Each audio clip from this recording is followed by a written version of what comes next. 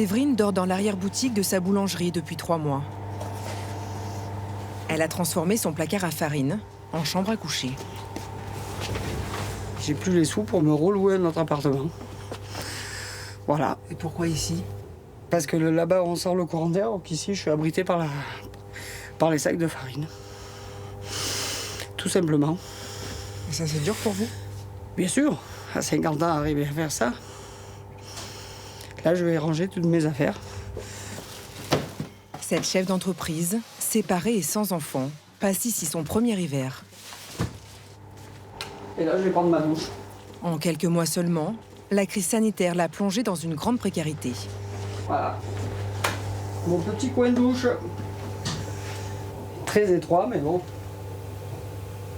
C'est ma nouvelle maison. Votre boulangerie. Boulangerie, maison. Je ne sors pas d'ici, personne ne me voit dans la station. À part celui qui vient aller chercher son pain, qui me voit à la boulangerie. Et personne ne sait que vous dormez là. Non, personne.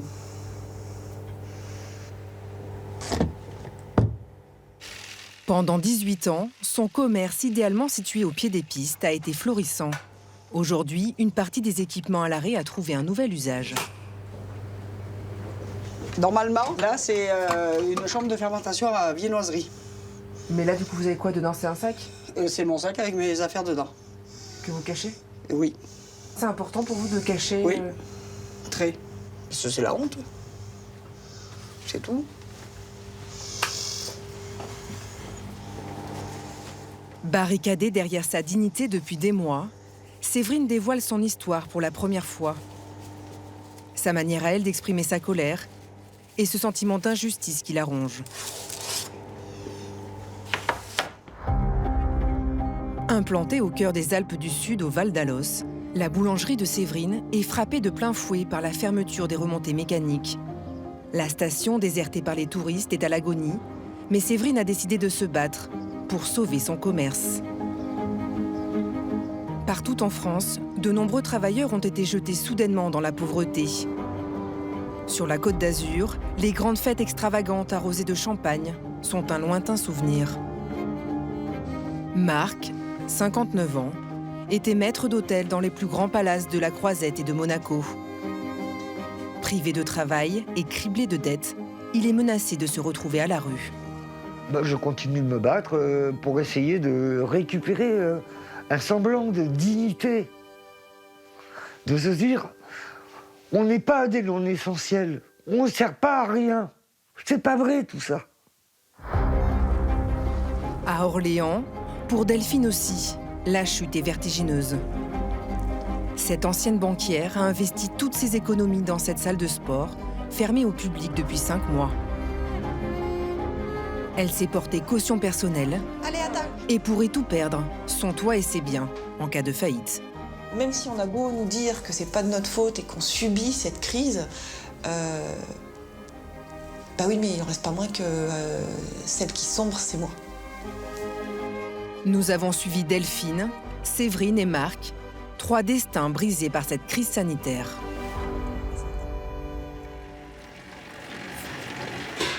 Parmi les commerçants du Val d'Alos, Séverine pourrait passer pour une privilégiée.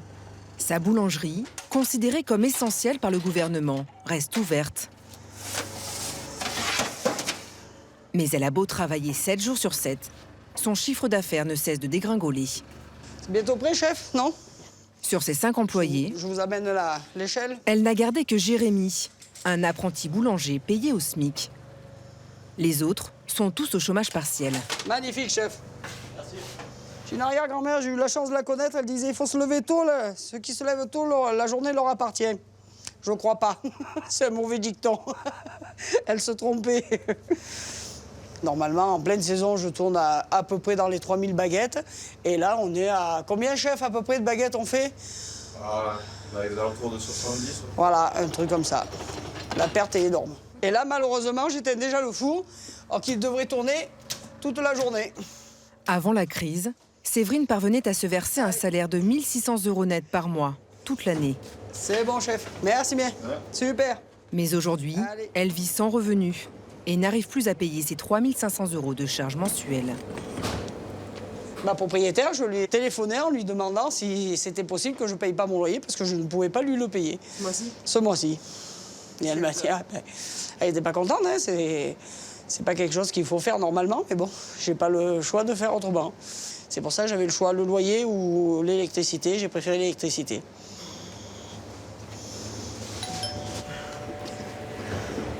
Bonjour. Bonjour. Comment il va le chef?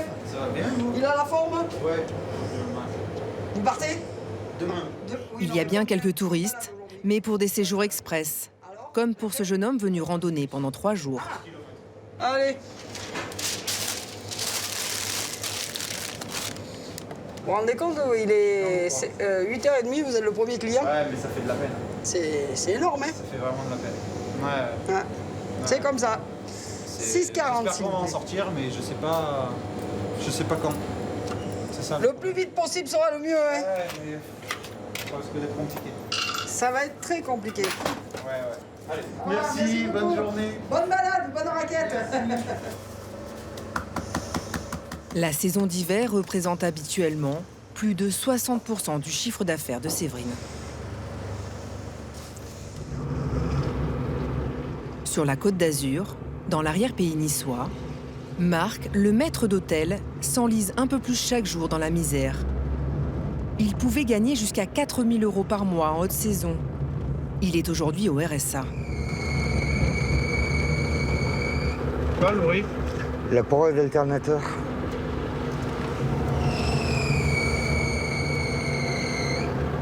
Normalement, ça ne devait pas le faire puisqu'on a changé la courroie. Mais apparemment, elle a dû se détendre. Il va falloir que mon fils regarde à nouveau. Là, il me reste encore les freins à changer, les amortisseurs et les pneus. En pièces, j'ai calculé 260 €. Vous les avez là, j'ai 260 €? Ah non, bah j'attends. Quand vous êtes dans les minima sociaux, vous profitez de rien, hein. Vous avez du mal à vous loger, vous avez du mal à vous nourrir, vous avez du mal à travailler, vous avez du mal à vivre en fait. Marc vient d'aller chercher de la nourriture dans une association d'aide alimentaire. Pourtant, rien ne le prédestinait à tendre la main pour manger. Il vivait dans cette villa avec son ex-femme et ses 2 enfants. Le couple se sépare juste avant la pandémie, après 27 ans de mariage. Marc a toujours eu une vie confortable. Il était extra, spécialisé dans le luxe entre Cannes et Monaco. Pendant près de 20 ans, il est au service des hommes parmi les plus riches et les plus puissants de la planète. Des mariages, des banquets ou encore des événements internationaux comme le Grand Prix de Monaco. En 2019, du 23 au 26 mai, c'était une mission sur un yacht privé dans le port de Monaco. On a fait 80 heures en 4 jours. Et vous avez gagné combien? 1 312 €. La Covid a mis un coup d'arrêt à son activité. N'étant pas salarié, Marc n'a pas eu le droit au chômage partiel, comme tous les autres extras.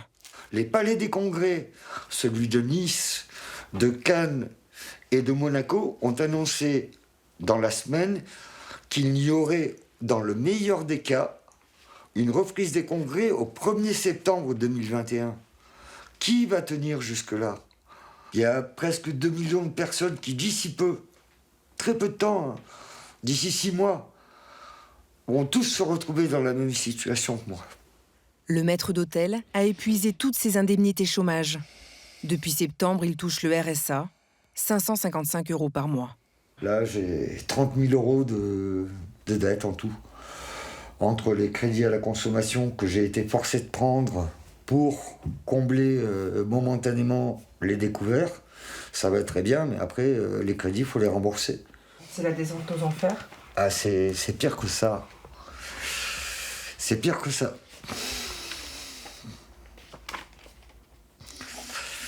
J'ai fait mon dossier de commission de surendettement. Je perds tout. Logan, son fils de 20 ans, vient le voir 2 fois par semaine. Salut papa. Salut, comment tu vas?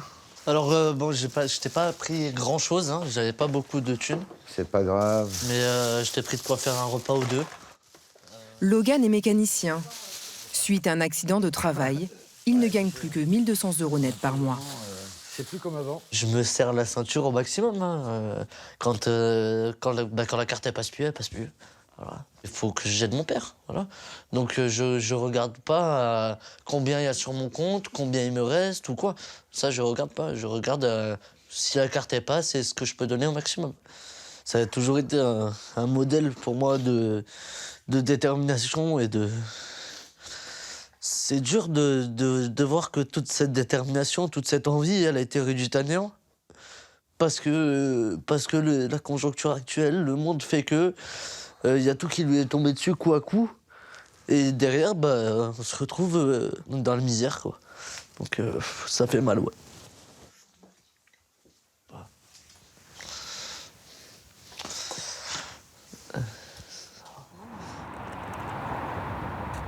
Dans la banlieue d'Orléans, le rêve de Delphine s'est transformé en cauchemar.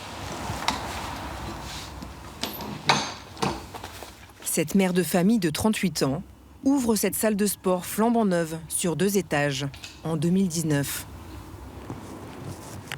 Elle y investit 220 000 €. On est dans mon club, on est dans ce que moi j'ai l'habitude d'appeler communément mon bébé. C'est mon 3e enfant, hein. C'est le plus gros projet que j'ai jamais porté. Vous voyez, là, il y a 3 terrains de squash. Au fond, on a une zone fonctionnelle où les gens peuvent s'entraîner de manière plus libre ou en petit groupe avec les coachs. Delphine touche une aide de l'État de 10 000 € par mois, qui lui permet de payer une partie de ses 30 000 € de charges. Dans l'incapacité de payer le reste, la chef d'entreprise a bénéficié d'un report temporaire de ses fournisseurs. Une dette qui s'élève aujourd'hui à 100 000 €. Aujourd'hui, ce club ne vaut rien parce qu'il est fermé. Donc le matériel ne m'appartient pas puisqu'il est en leasing.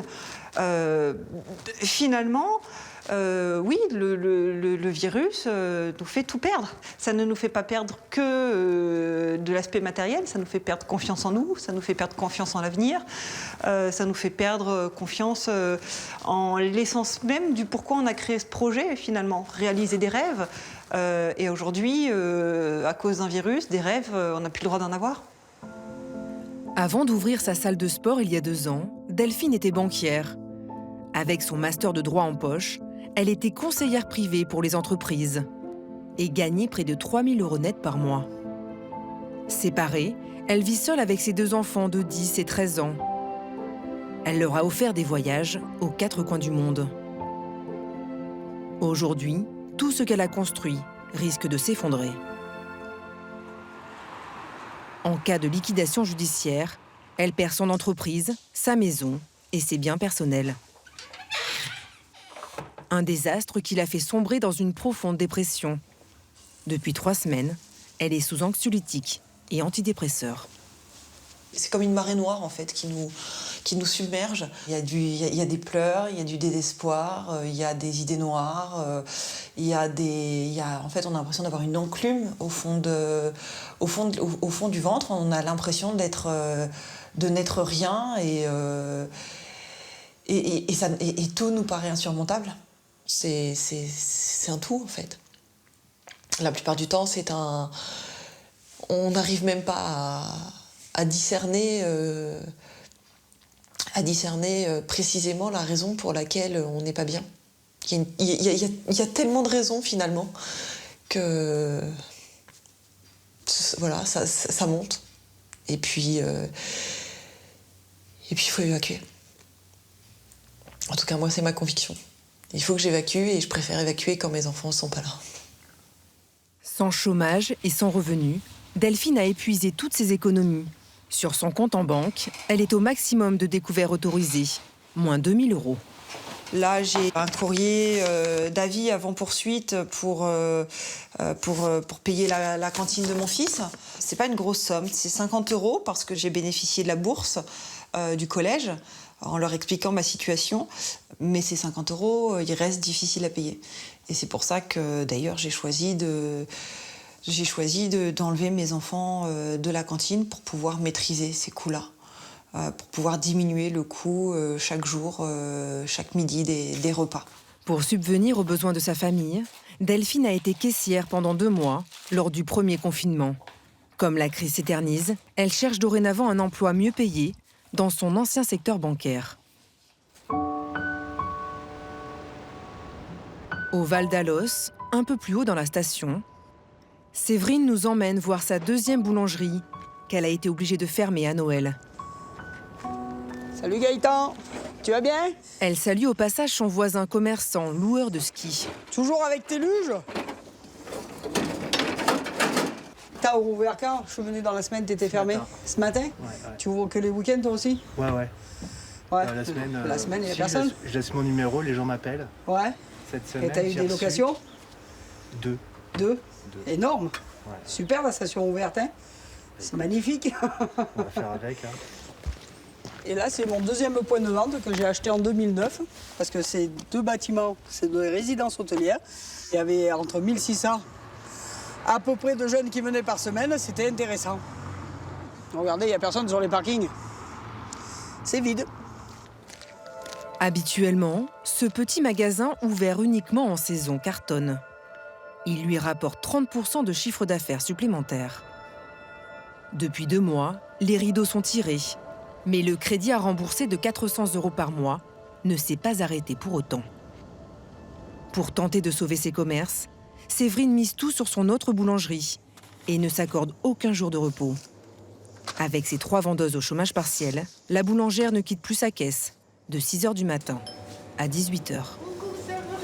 Bonjour Michel, comment tu vas? Ça va, elle est belle ta boulangerie comme ça. Ouais, j'ai pas encore enlevé les dépôts de Noël parce que j'ai dit avec une année aussi triste, il faut garder la gaieté.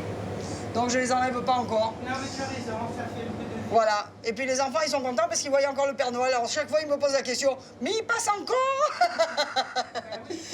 Alors je dis, ben j'attends toujours, mais le matin, je regarde et il n'y a toujours pas de cadeau sur sa chaussure. Même quand tout est fermé, elle est ouverte, donc c'est la vie de la station, une partie. Malheureusement, elle a des problèmes de gluten, donc elle achète jamais, que quand elle a sa petite fille. Mais c'est une amie, on discute. Elle a toujours le petit mot en partant qui me dit « Allez, garde le moral », donc ça fait du bien. Et puis là, ils vont rentrer ce soir, ils s'arrêtent et ils me racontent leur balade. Et ça me fait du bien. C'est comme si j'avais baladé avec eux. Comme Michel, ils sont une petite centaine à vivre ici à l'année, contre 20 000 en pleine saison. Anaïs, elle est toute nouvelle dans la station. Elle a racheté un commerce il y a quelques jours.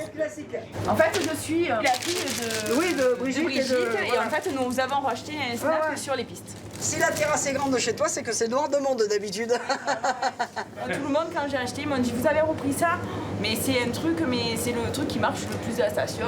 Et normalement, il faut combien de baguettes Un par jour, alors en basse période. Moi, elle se servait chez moi, donc c'était 40 baguettes et en week-end, c'était 90, 100. Voilà. Plus des panini. Et hier j'ai passé exactement 4 baguettes et 2 burgers. En temps normal, Séverine livre une quinzaine de restaurants et une dizaine d'hôtels. Dans l'arrière-boutique, la farine arrive à sa date de péremption dans 1 mois et demi. 4 000 €, bientôt jetés à la poubelle. La farinière qui n'a pas descendu.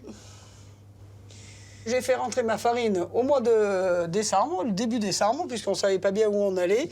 J'avais espoir. Ils ont ouvert les plages, je dis ils ouvriront les stations, c'est une obligation. J'ai fait rentrer comme d'habitude. Mes 360 sacs de farine blanche et mes spéciaux. Et voilà, normalement la farine arrive jusque là, vous voyez ce que j'ai pris seulement. Une catastrophe. Oui, j'arrive! Salut, tu vas bien? T'as la forme? Le pire, c'est qu'il faut continuer à acheter les produits essentiels, comme l'huile d'olive ou le sucre. Et là, il y a la facture. Ouais, ça, il n'oublie pas de me l'amener. Je te garantis qu'il est méchant avec moi. Il n'est pas gentil du tout. Voilà, j'en ai pour 2076 €. Pourquoi tu me l'as fait en double? J'ai eu peur. Il y en a une pour moi. Ah, d'accord. Voilà, c'est signé, chef. Et j'ai eu son patron et il m'a dit on verra fin mars. Normalement, j'aurais dû la payer la semaine prochaine, mais alors je leur ai dit non. Ils ont bien voulu. Malgré tous ses efforts, Ça devient pénible, leur histoire. Séverine s'enfonce un peu plus dans les dettes. On n'a pas tous la chance de s'appeler Leclerc ou Rothschild. Donc on subit. J'aurais aimé être la fille à Rothschild. Sur la Côte d'Azur, Marc perçoit une lueur d'espoir.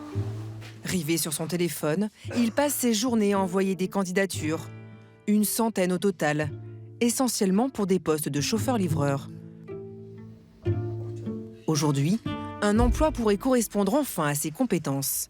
Mon CV me permet à la fois de prétendre à l'encadrement d'une équipe. Ah ben, depuis le temps que j'envoie des CV un petit peu partout pour essayer de trouver du boulot, parce que dans ma profession, c'est compliqué. C'est la seule offre d'emploi où on me demande d'avoir des qualités de maître d'hôtel en plus d'une expérience en boulangerie-pâtisserie, et il se trouve que je réunis les deux conditions. Nous vous proposons donc un entretien d'embauche par mail et par téléphone, avant notre rencontre. La mission du futur maître d'hôtel sera d'organiser les points de vente de restauration dont il a la charge. Il s'agit d'une chaîne de boulangerie qui va ouvrir un nouveau magasin à côté de chez lui. Ce qui me fait espérer, c'est que la réponse à mon offre d'emploi a été très rapide et la demande de complément d'information aussi. Donc, je vais prendre une photo. Un poste à 1 900 € net par mois. Au moment où il nous raconte sa recherche d'emploi, quelqu'un frappe à la porte. C'est un huissier. Rentrez. Non, c'est bon, monsieur, vous inquiétez pas. Rentrez, je vous en prie. Allez. Rentrez. Ouais, c'est gentil. Là. Ah, bon, voilà. Ouais, mais... Ne vous inquiétez pas. Ouais, mais c'est personnel, là, pour monsieur. Donc, Bah si, Mais... Ouais, non, c'est bon. Arrête la caméra. Voilà. Merci, bonne journée. Donc voilà, ça continue. Qu'est-ce que c'est Un huissier qui... On vient de me remettre ça. Congé pour reprise bail meublé à usage de résidence principale. Là, ce qui veut dire que ils veulent reprendre l'appartement parce que je paye pas depuis 6 mois. Et vous donne donc congé d'édits locaux pour le 6 juillet. Voilà, j'ai jusqu'au 6 juillet pour trouver un autre logement. Est-ce que ça vous fait peur de vous retrouver à la rue? Ça fait un moment que j'y pense, oui. Oui, malheureusement. Voilà ce qui arrive quand on n'a plus de travail. Marc va faire une demande de logement social, mais les délais peuvent être très longs, parfois plusieurs années. Dans la banlieue d'Orléans, c'est toute une famille qui est impactée. Le quotidien de Tom, le fils aîné de Delphine, la gérante de la salle de sport, est bouleversé. Bonjour maman. Salut mon petit cœur. Ça va mon chéri? Bah oui, et toi? C'est bien passé ce matin? Oui. Du haut de ses 13 ans, Coucou. il a vu sa maman se métamorphoser et se sent impuissant face à une telle situation. Bah, je la soutiens moralement. Après, je peux pas faire grand-chose au niveau du travail pour elle. Et toi, tu lui dis que t'es inquiet aussi? Bah, pas trop. Tu le gardes pour toi? Ouais. Pourquoi? Bah, parce que je veux pas la stresser, enfin. Donc tu gardes ça pour toi? Bah oui. C'est quoi qui te fait le plus de peine? J'essaie de comprendre. De la voir triste. De la voir tendue tout le temps. Bon, bah, j'ai fait à manger, ton frère il est arrivé, donc impeccable, on va pouvoir passer à table. Ouais. On y va? Ouais. Allez, Tom, on passe à table? Hop. Alors, j'ai fait du riz cantonné, ça vous va? Ouais. Ouais, impeccable. Allez, à table. Lorsqu'ils se retrouvent en famille, Chacun retrouve le sourire, le temps d'un repas. C'est nécessaire pour eux d'être transparents, de leur faire comprendre que la situation est compliquée et surtout de leur permettre de comprendre que les problèmes d'adultes doivent rester les problèmes d'adultes et que les problèmes d'enfants doivent rester leurs problèmes d'enfants. Ils ont besoin de le comprendre parce que moi je le vois dans leur comportement aussi, ils ont vite fait d'absorber le mal-être qu'on peut ressentir, surtout si on ne leur explique pas. Après une année sous Covid, la précarité s'est installée dans de nombreuses familles jusque-là épargnées. Comme Delphine, 1 million de personnes auraient basculé sous le seuil de pauvreté. À la station de ski, il est 18h. Séverine termine sa journée. Elle a travaillé 13 heures.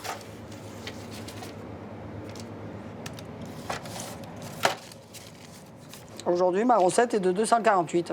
Avec ça, je devrais payer mes fournisseurs, mon loyer, mon électricité, tout ce qu'il y a à payer, et qu'avec 248 €, ça va être dur. Une journée ordinaire de février, sans Covid. 2000 et quelques. Voilà. Sa journée se termine comme elle a commencé, dans sa farinière. Séverine s'installe pour la nuit. Il fait 17 degrés.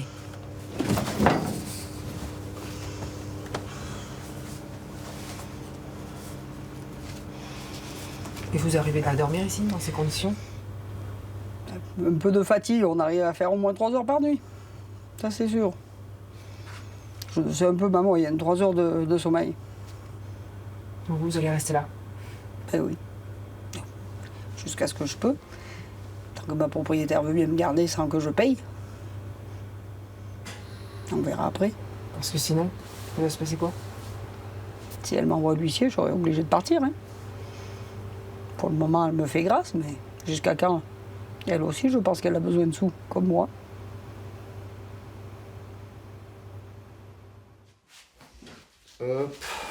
Sur la Côte d'Azur, Marc, le maître d'hôtel, vient de recevoir la réponse à l'offre d'emploi pour laquelle il a postulé la veille. Si vous recevez ce mail, c'est que votre candidature a été retenue. C'est donc avec honneur que nous vous adressons ce message pour confirmer que votre candidature a été définitivement retenue à partir du 8 février, oui, j'aurai du travail. Voilà. Comme quoi, se battre et continuer, ben, il ne faut pas arrêter, quoi. C'est inespéré. Enfin, je vais peut-être voir le bout du tunnel.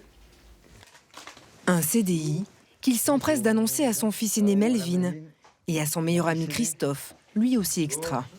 Ça va? Ça va? Ça va. C'est une bonne nouvelle que j'ai eue ce matin. Ils ont accepté la commission de surendettement? Non. C'est du boulot? Ouais. Ah, c'est cool. Ah, bien. J'ai reçu ce matin, c'est une réponse positive pour être manager d'une boulangerie, pâtisserie semi-industrielle. Ah ouais, c'est pas mal, hein. Ils prennent en compte mes frais, ils me parlent déjà de m'envoyer un chèque de 1 700 € pour couvrir les frais Mais d'habillement. ouais, d'accord, mais je veux dire, tu as eu un contact ou c'est juste ça que tu as eu? J'ai eu un contact par téléphone et par mail. Et là, bah, il me demande mes coordonnées bancaires. Et il a besoin de mon RIB pour me faire un virement de 1 700 € qui me servira à couvrir les frais d'habillement sérieux, professionnel. Ah bah oui, j'ai vérifié sur Internet. Sans travailler, il va t'envoyer, il va te... Bah regarde. Ouais, mais regarde, je veux dire, les mails, c'est... Oui, d'accord, mais bon... Si tu veux... Non, mais moi je dis c'est une bonne nouvelle. Maintenant, les coordonnées bancaires, on te fait une avance. Moi, j'ai jamais été... moi, j'ai jamais été... Un chèque à la maison s'ils ont envie. Qu'il envoie un chèque, tu donnes l'adresse. Je me suis renseigné sur Internet, sur la société. Oui, mais sur Internet, Marco... Non, mais sur la société. Tu as les bilans de la société. Elle fait quand même 11 millions net de chiffre d'affaires. Bah, attends, demande-leur un rendez-vous et tu leur donnes en personne. Ils me le donnent le rendez-vous déjà, le 8 février. Voilà, avant d'envoyer les coordonnées, tu vas prendre le rendez-vous, tu vas voir où Une tu fois te qu'ils ont tes trouves. coordonnées bancaires, c'est fini. Pourquoi S'ils ont envie de faire ce qu'ils veulent. Bah ouais, mais si c'est une arnaque bien montée. Non, ça va être simple. Je vais leur dire que j'ai fait un dossier de commission de surendettement et que le virement, pour le moment, c'est pas quelque chose qui va m'arranger. Voilà, tu dis. Marc a refusé de leur donner ses coordonnées bancaires. Il n'a plus jamais eu de nouvelles. Plusieurs de ses collègues extras ont reçu la même promesse d'embauche attrayante. Cette offre sur Indeed, un moteur de recherche d'emploi, était bien une arnaque. Pour Delphine, la gérante de la salle de sport d'Orléans, ces entretiens ont fini par payer. Oui. Suite à ça et à nos échanges, écoutez, c'est plutôt favorable pour essayer de vous rejoindre dans nos équipes. Franchement, vous êtes mon rayon de soleil de la journée. Hein? Voilà. Ok, super. Bon week-end. Merci. Le soleil alors. Ouais, voilà. C'est ça. Je vais synthétiser de la vitamine D. Je vous remercie, monsieur. N'hésitez pas, à très bientôt. À bientôt. Au revoir. Au revoir. Ouh, pardon. Non.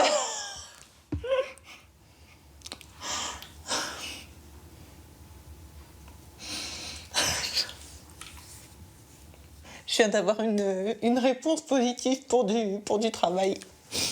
Et c'est un réel soulagement, quoi.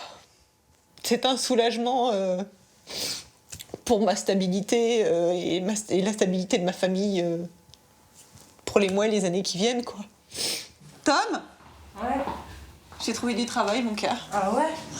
Un poste de conseillère bancaire en CDI, payé 2 200 € net par mois. Donc je suis contente. Même si sa salle de sport est toujours en sursis, Delphine devrait pouvoir sortir doucement de cette spirale infernale. C'est dans la banque. Donc ça veut dire... tu sais ce que ça veut dire ?